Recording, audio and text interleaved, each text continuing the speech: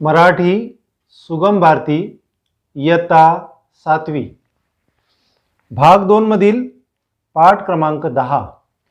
पाठाचं नाव आहे माणुसकी आणि मोठेपणा. माणुसकी आणि मोठेपणा या पाठाचे लेखक शंकर कवळे आहेत. विद्यार्थी मित्रांनो, मी या पाठाचे 2 भाग केलेले आहेत. आजचा हा व्हिडिओ भाग 1 आहे. या व्हिडिओमध्ये आपण महाराज वीरभद्रसेन यांचा वाढदिवस होता. इथून तर म्हणून स्वीकारताना शोभून दिसलं असतं इथपर्यंत पाहूया. तो मेरे प्रिय बच्चों, मेरे प्रिय छात्रों, यदि आपने अभी तक मेरे इस YouTube चैनल को सब्सक्राइब नहीं किया हो तो पहले चैनल को सब्सक्राइब कर लो, वीडियो को लाइक कर लो. कर दिए? दूसरी बात, अगर अभी तक आपने किताब नहीं निकाली हो तो सबसे पहले आप किताब निकाल लो. जब मैं किताब की लाइन पढ़ता हूँ तब आप किताब में देखो, और जब मैं उसको समझाता हूँ तब आप मेरी तरफ देखो. ठीक है, आइए शुरू करते हैं. साधू महाराजांनी धनाचा गर्व झालेल्या राजाला माणुसकीची जाणीव कशी करून दिली याचे अतिशय सहज व सुंदर वर्णन लेखकाने प्रस्तुत पाठात केले आहे. इस पाठ के अंदर साधु महाराज कहते हैं सज्जन को. सज्जन यानी साधु. साधु जो भगवान की भक्ति करते हैं, ऐसे सज्जन लोगों को साधु कहा जाता है. तो साधु महाराज ने धनाचा, धन मतलब दौलत का, गर्व मतलब फक्र वाले बादशाह को इंसानियत का एहसास कैसे करा के दिया है, ये इस पाठ के अंदर हमको बताया गया है. आइए देखते हैं. महाराज वीरभद्रसेन यांचा वाढदिवस होता. बादशाह का नाम है वीरभद्रसेन.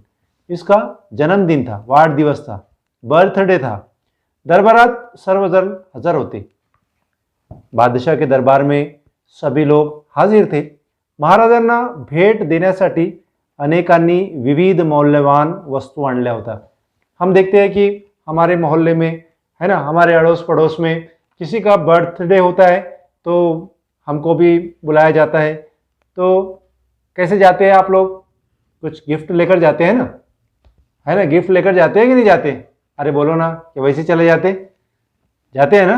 हाँ, तो महाराजांना भेट देण्यासाठी मतलब गिफ्ट देने के लिए अनेकांनी विविध मौल्यवान वस्तू आणल्या होत्या. विविध मतलब अलग अलग, मौल्यवान मतलब कीमती. बादशाह को आप गिफ्ट दे रहे हैं तो कैसे देंगे? कीमती देंगे ना. विविध मौल्यवान वस्तू आणल्या होत्या. महाराज थाटात सिंहासनावर विराजमान झाले होते. महाराज जो है बड़े ही अपने ठाट में, अपने सिंहासन पर, अपनी गद्दी पर विराजमान थे, बैठे हुए थे.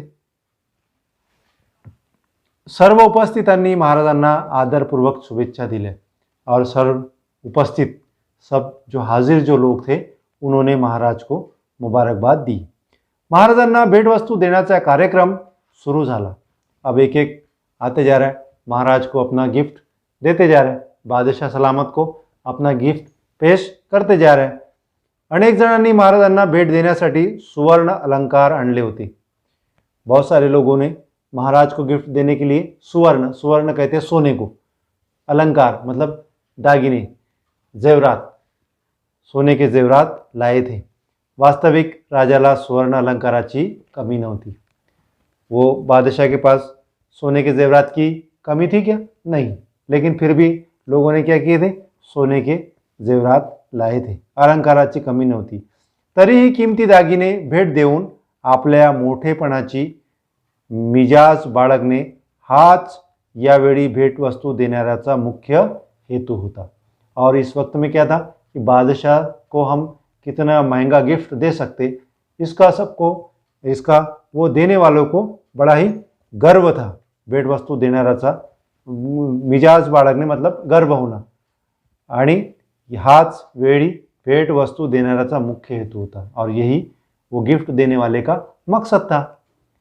अनेकांनी ताठ मानेंनी महाराजांना सुवर्ण अलंकार भेंट देऊ केले.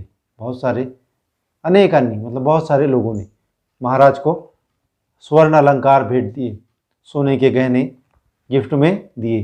राजा त्या अलंकारावर व ते देऊ करणाऱ्या प्रजाजनावरही बेहद खुश झाला. और बादशाह भी बड़ा खुश हो रहा था जब उसकी प्रजा उसको सोने के अलंकार उसको गिफ्ट में दे रहे थे, तो वो भी बेहद खुश था, बहुत खुश था. आइए देखते हैं दूसरे पैराग्राफ में. यावेळी गुलाबाचे छोटे फूल घेऊन आलेला वामन, और इतने में क्या था, इतने में एक वामन नाम का एक छोटा सा गुलाब का फूल लेकर आया हुआ वामन नाम का आदमी गंभीरपणे विचारमग्न होता. बड़ा ही सीरियस तरीके से वो सोच रहा था. क्या सोच रहा था? विचारमग्न होता. मी गरीब, क्या सोच रहा था वो सोच रहा था कि मैं गरीब. बागेमध्ये फुलझाडांची व्यवस्था राखणारा साधा माणूस. कैसा था वो? बाग के अंदर क्या था? फूल झाड़ों की व्यवस्था, मतलब फूल झाड़ों की हिफाजत करने वाला साधा मानुस था. मतलब कौन था वो? बगीचे का माली था. कौन था? बागीचे का माली था.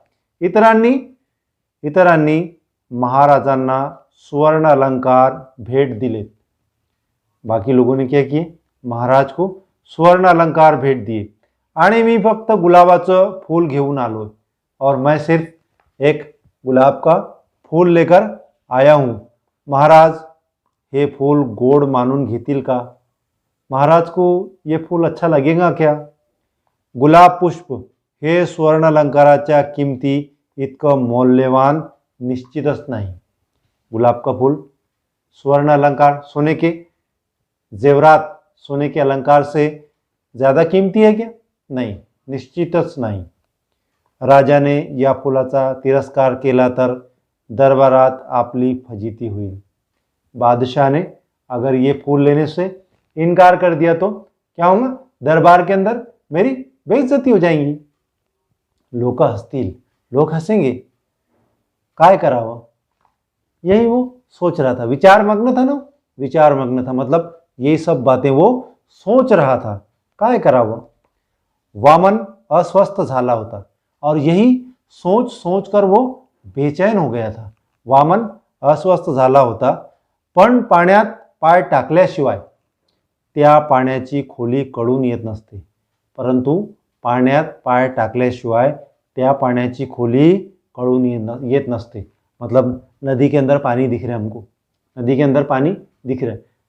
वो पानी कितना गहरा है ये कैसे पता लगाएंगे हम? जब तक उसमें पैर डालकर नहीं देखेंगे, जब तक हमको पता नहीं चलेगा कि इसमें कितना पानी है. इसलिए कहा है उसने कि पाण्यात पाय टाकल्याशिवाय त्या पाण्याची खोली कळून येत नसते, म्हणून महाराजांना फूल द्यायचं. इसलिए महाराज को फूल देने का असा त्याने निश्चय केला. उसने पक्का इरादा कर लिया कि महाराज को फूल देने का. तो पुढे होऊन महाराजांना नम्रपणे म्हणाला.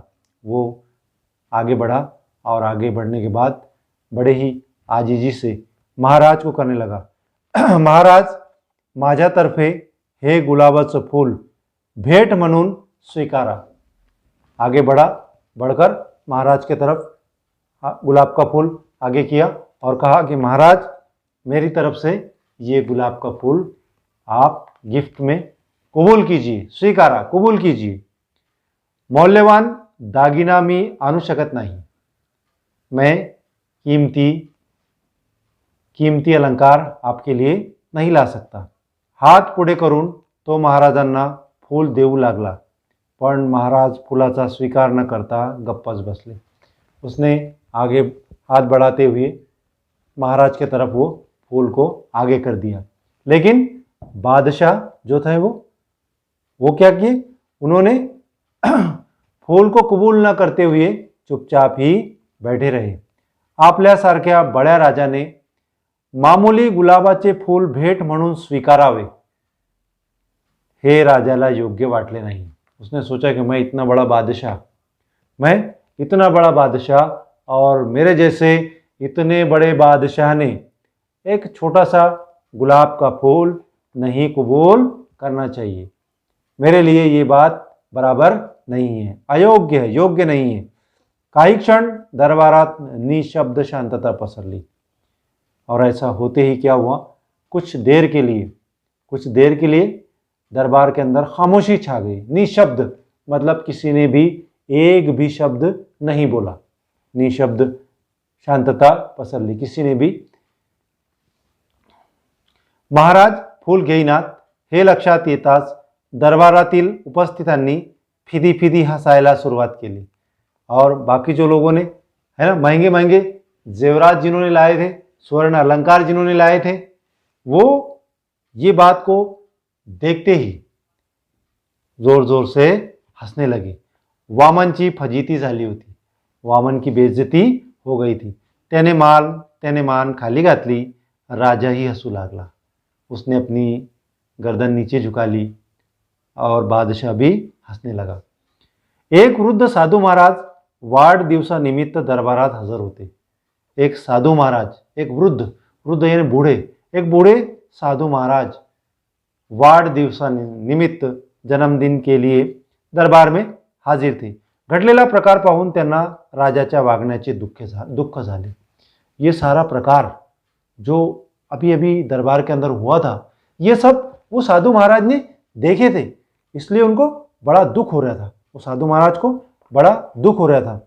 राजा समोर येऊन ते गंभीरपणे म्हणाले। वो बादशाह के सामने आए और सामने आकर गंभीरपणे कहने लगे, राजन, या गरीब गृहस्थांना आणलेलं फूल इतकं मामूली आणि छोटं वाटलं की तुलाही हसू फुटावं? कहने लगे, राजन, इस गरीब आदमी ने लाया हुआ फूल तुझे इतना मामूली लगा, इतना छोटा लगा कि तू भी हंसने लग गया।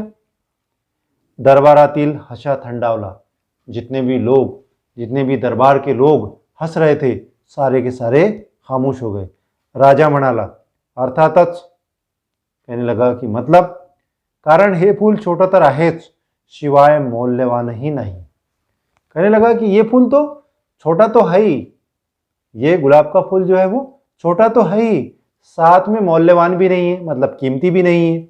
आता हेच पाहना, माझ्या बोटातील अंगठी त्या फुलापेक्षा कितीतरी छोटी असली तरी तिची किंमत मोठी आहे। अब यही देखो ना मेरे हाथ में की अंगूठी, यही देखो ना मेरे हाथ में की अंगूठी, ये फूल से कितनी तो भी छोटी है, लेकिन कितनी कीमती है। तसं त्या फुलाची काय किंमत मोठी नाही, निदान हे फूल तरी खूप मोठं असायला हवं होतं। कहने लगा वो कि ठीक है, चलो वो कीमती नहीं है, कोई बात नहीं, लेकिन कम से कम वो फूल तो बड़ा होना चाहिए। साधू महाराज म्हणाले, यापेक्षा तुला किती मोठं फूल हवंय राजन? साधु महाराज कहने लगे कि इससे तुझे कितना बड़ा फूल चाहिए? राजा म्हणाला, त्या फुलाचं आकारमान रथाच्या चाका एवढं असतं। उस फूल का आकार अगर मेरे रथ के चाक के बराबर अगर रहता तर माझ्यासारख्या राजाला ते भेट म्हणून स्वीकारताना शोभून दिसलं असतं। अगर वो फूल की साइज अगर मेरे रथ के, आपने देखे होंगे पहले के ज़माने के बादशाह जो है वो रथ में जाते थे, तो मेरे रथ के चाक के इतना बड़ा अगर ये फूल होता तब मैं इसे कबूल कर लेता। मेरे प्यारे बच्चों, आपने भाग 1 देखी।